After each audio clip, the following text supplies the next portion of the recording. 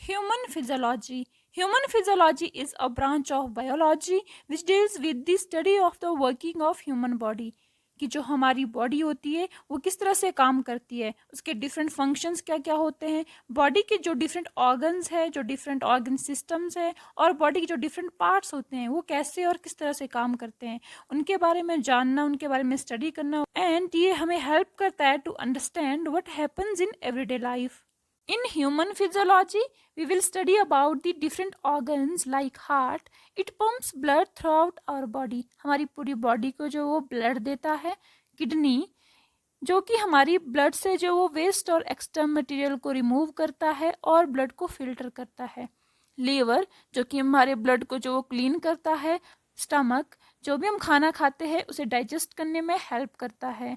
Lungs lungs क्या करता है कि ब्लड में जो ऑक्सीजन को लेकर आता है और कार्बन डाइऑक्साइड को रिमूव करता है। ब्रेन ये हमारी पूरी बॉडी फंक्शंस को कंट्रोल करता है। इंटेस्टाइन्स हमारे डाइजेशन के प्रोसेस को कंप्लीट करता है। ये है हमारी बॉडी के डिफरेंट ऑर्गन्स और इनके अलावा हम पढ़ेंगे about different organ systems like nervous system, circulatory system, digestive system. वो हम आगे डिटेल में पढ़ते रहेंगे और अभी हम शुरुआत करेंगे बहुत बेसिक से।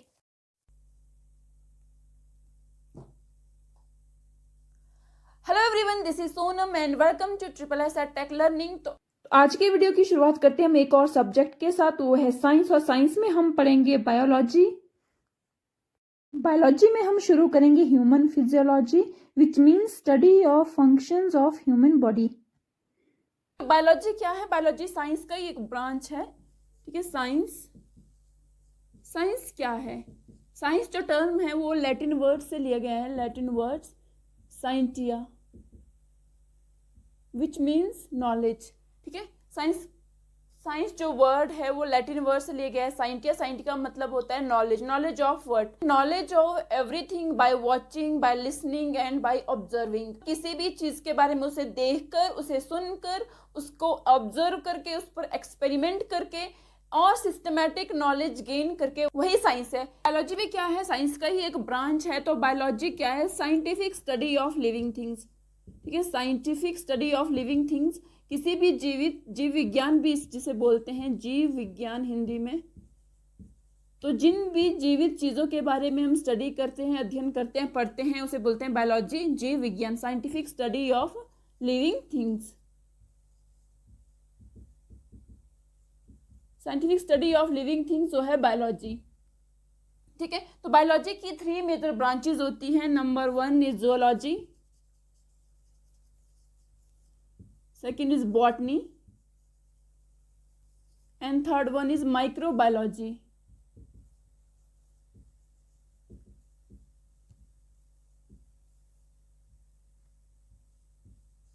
Microbiology.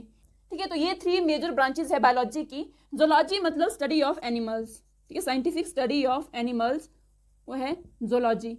And scientific study of plants वो है botany. Study of plants means botany.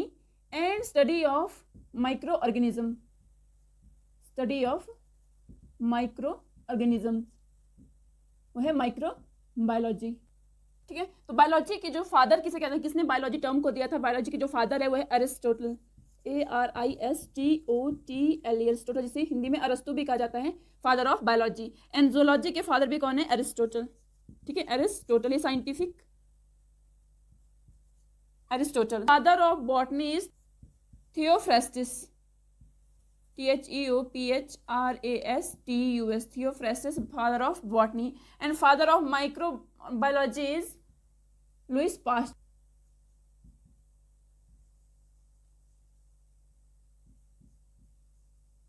Louis Pasteur. तो ये एग्जाम में पूछे वाले क्वेश्चंस भी है कि who is father of biology, who is father of zoology, who is father of botany. Biology is Aristotle, zoology is also Aristotle, and father of botany is Theophrastus, and father of microbiology is Louis Pasteur. ठीक है, तो हम जो अभी हम continue करेंगे जो अपनी सीरीज में, वो है human physiology. And we will start from cell physiology because this is the main branch of human physiology in which we will study about the functions of cell. Cell physiology is the study of biological functions from cells to tissue, tissue to organs and organ to organ systems. So we'll start from cell. कोशिका जो होती है, तो cell क्या है? ठीक है, तो सेल, व्हाट इज सेल, कोशिका क्या है? ठीक है, तो जिस तरह से सिंपल उसमें हम समझते हैं, जिस तरह एक घर बनाने के लिए सबसे पहले क्या किया जाता है, एक एक ईंट ली जाती है, एक एक पत्थर लिया जाता है, फिर बहुत सारी ईंटों को मिलाकर एक दीवार बनती है, उसके बाद 4 दीवारें बनती है, फिर एक कमरा बनता है, फिर बहुत सारे कमरों को मिलाकर एक घर बनता है। ठीक है, उसी तरह की सेल का भी क्या है, जो कोशिका होती है, तो एक एक कोशिका मतलब बहुत सारी कोशिका को मिलाकर टिश्यू बनते हैं, और बहुत सारे टिश्यू जब मिलते हैं तो वो बनाते हैं ऑर्गन, और जब बहुत सारे ऑर्गन मिलते हैं वो बनाते हैं ऑर्गन सिस्टम, और बहुत सारे ऑर्गन सिस्टम मिलाकर बनाते हैं एक बॉडी, की ह्यूमन बॉडी, हमारा जो शरीर बनता है। चलिए, जो हमारी शुरुआत होती है एक शरीर बनने की, बॉडी बनने की, होती है सेल से। ठीक है, तो इसीलिए सेल को कहा जाता है बेसिक यूनिट ऑफ लाइफ। ठीक है, सेल जो है वो एक basic unit of life.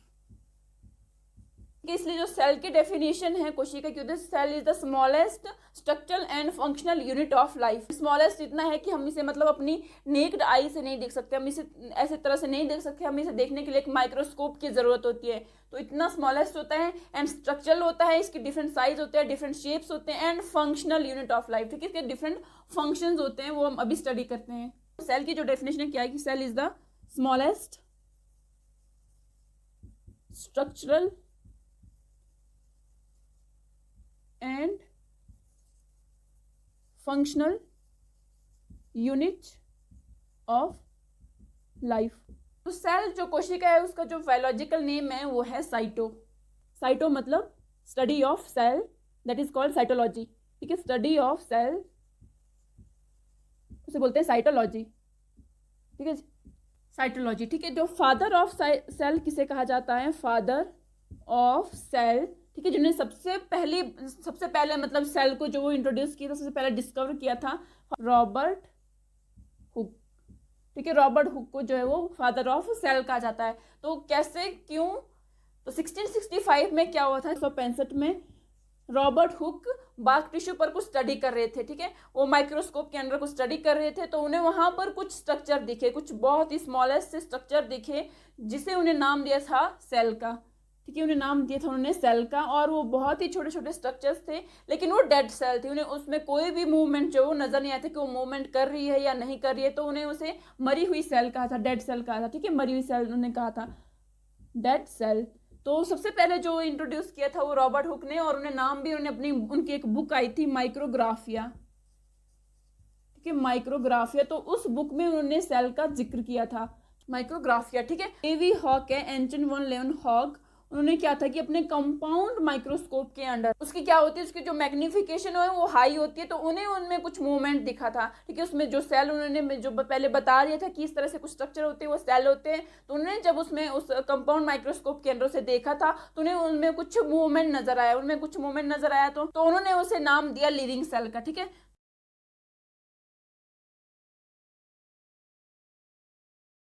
Living cell के जो फादर कहा जाता है उसे कहा जाता है फादर एवी हॉक को। ठीक है, एंटन वन लेवन हॉक को। ठीक है, क्योंकि उन्होंने नाम दिया था उसे लिविंग सेल का। ठीक है, उसके बाद क्या हुआ कि 19 इसे मैं इरेज करती हूँ। ठीक है, तो उसके बाद 1838 एंड 1839 में क्या होता है, स्लाइडिन एंड सचुआन। स्लाइडिन एंड सचुआन ने जो है वो सेल थ्योरी दी थी। ठीक है, उन्होंने सेल जो थ्योरी दी है वो किसने दी है? सेल थ्योरी वो दी है स्लाइडिन एंड सचुआन ने। तो उन्होंने अपनी थ्योरी में क्या कहा था? नंबर उन्होंने कहा था कि जितनी भी लिविंग थिंग्स है, ठीक है, all living things they are made up of cells. All living things they are made up of cells. ठीक है, जितनी भी जीवित चीजें हैं, जीवित हैं, लिविंग है, वो सारी सेल से बनी हुई है। और सेकंड पॉइंट उन्होंने क्या कहा था कि new cells are created by old ones by dividing into two. ठीक है, जो भी जितनी भी नई सेल्स बनती है वो किससे बनती है? ओल्ड सेल से ही बनती है। जब वो डिवाइड होते हैं into two, they divided into two, और नई सेल्स बनाते हैं। ठीक है, दूसरा पॉइंट उन्होंने ये कहा। एंड थर्ड उन्होंने क्या कहा था कि cells are the basic building block of life. Cells are the basic building block of life.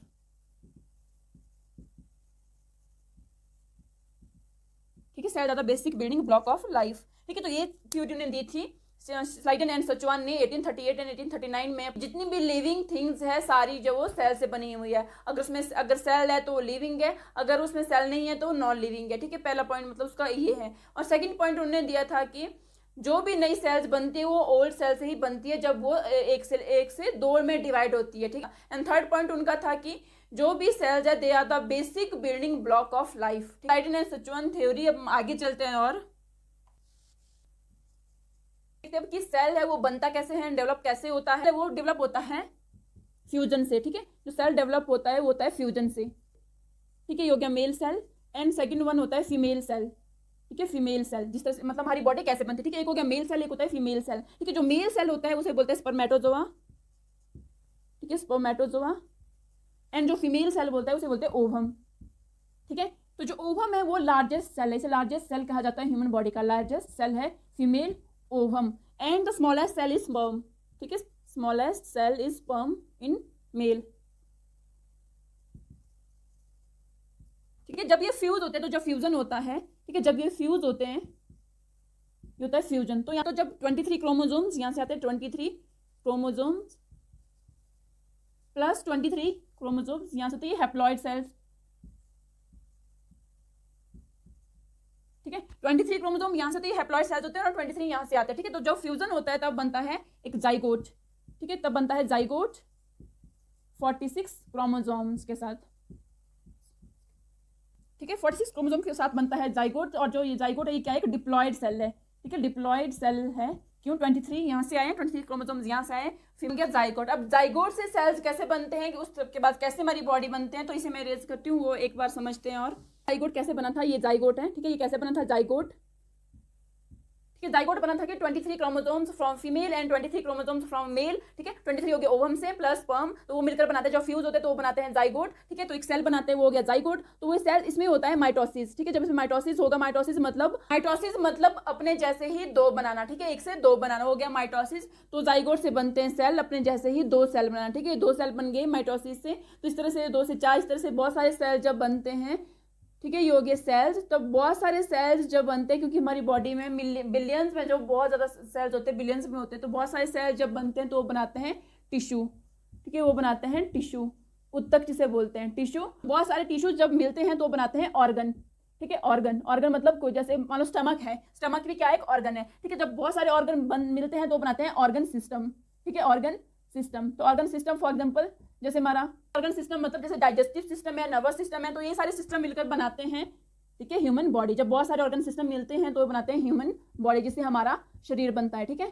Human body इस तरह से बनती है हमारी पूरी बॉडी, ठीक है। अभी हम इसमें धीरे धीरे डिटेल्स में पढ़ते रहेंगे। अभी मैं सेल से शुरू किया है, फिर हम आगे आगे टिश्यू पे जाएंगे, फिर उसके बाद ऑर्गन पे, फिर एक ऑर्गन के बाद ऑर्गन सिस्टम पे, फिर जाके हमें पूरी बॉडी समझ आएगी, ठीक है। जो वैसे ही नहीं कि हम एग्जामिनेशन के लिए पढ़े, या वैसे भी एज अ इंडिविजुअल जो है हमें अपनी बॉडी के बारे में पता होना चाहिए, जिससे हम अपनी बॉडी का जो है और भी अच्छे से ख्याल भी रख सकते हैं, और जितना ज़्यादा हमें पता होगा उतनी ज़्यादा उसकी केयर भी कर सकते हैं, ठीक है। तो और जो सेल का जो बेसिक जो होता है स्ट्रक्चर होता है सेल का, मतलब 3 चीज़ें ऐसी है जो कि हर कोई प्लांट सेल है, कोई एनिमल सेल है, कोई भी सेल है तो जो उसमें पाई जाती है, ठीक है। जैसे ये सेल, इस तरह से कुछ सेल स्ट्रक्चर होता है सेल का, कि होती है सेल मेम्ब्रेन, ठीक है। इसे सेल मेम्ब्रेन बोलते हैं, सेल मेम्ब्रेन। ये भी सभी सेल में पाई जाती है। इस तरह से ये होता है न्यूक्लियस, न्यूक्लियस भी सभी सेल्स में पाया जाता है, न्यूक्लियस, ठीक है। और साइटोप्लाज्म, ठीक है। ये होता है इसमें साइड फ्लूइड सा होता है, साइटोप्लाज्म जिसे बोलते हैं, साइटोप्लाज्म, ठीक है। ये फ्लूइड्स होता है। तो ये जो बेसिक स्ट्रक्चर है सेल का, ये 3 थिंग्स है जो कि हर एक सेल में पाई जाती है, चाहे कोई भी सेल हो। सेल मेम्ब्रेन हो गया, न्यूक्लियस हो गया, साइटोप्लाज्म हो गया, ठीक है। इसके अलावा हम ह्यूमन जो सेल है वो हम आगे पढ़ते रहेंगे, ठीक है। तो सेल मेम्ब्रेन क्या होती है, सेल मेम्ब्रेन मतलब एक पैकेट की तरह काम करती है, ठीक है। जैसे मार्केट जाते हैं, मान लो हमने कुछ सामान लेना है, मार्केट गए, हमने मान लो वेजिटेबल या फ्रूट्स ले ली, ठीक है। तो हम बहुत सारे, यानी कि हमने मान लो 5 से 6 तरह के फ्रूट्स ले लिए, वैरायटी ले ली, और हम 5 से 6 पैकेट हाथ में उठाएंगे, तो हम क्या करते हैं, एक बड़ा सा पैकेट लेते हैं और सब उसके अंदर डाल देते हैं, फिर एक पैकेट बना लेते हैं, ठीक है। उसी तरह सेल मेम्ब्रेन भी काम करती है, ठीक है। तो सेल मेम्ब्रेन क्या है, एक पैकेट की तरह काम करती है। तो इसके अंदर काफी सारी चीजें हैं, माइटोकॉन्ड्रिया है, गोल्जी बॉडीज है, वैक्यूल्स है, ठीक है, न्यूक्लियस है, साइटोप्लाज्म है। तो क्या क्या वो हम धीरे धीरे डिटेल में आगे पढ़ते रहेंगे, ठीक है। तो अभी के लिए इतना है कि सेल मेम्ब्रेन क्या एज अ पैकेट काम करती है। क्या है न्यूक्लियस, क्या है न्यूक्लियस में डीएनए होता है, ठीक है। डीएनए क्या है, जेनेटिक मटेरियल है, ठीक है, जेनेटिक मटेरियल ऑफ सेल्स, ठीक है। और न्यूक्लियस और साइटोप्लाज्म एक फ्लूइड की तरह काम करते हैं जो एक बैलेंस बनाए रखता है, ठीक। तो मिलते हैं अपनी नेक्स्ट वीडियो में, तब तक के लिए keep learning, keep doing, keep moving and take care.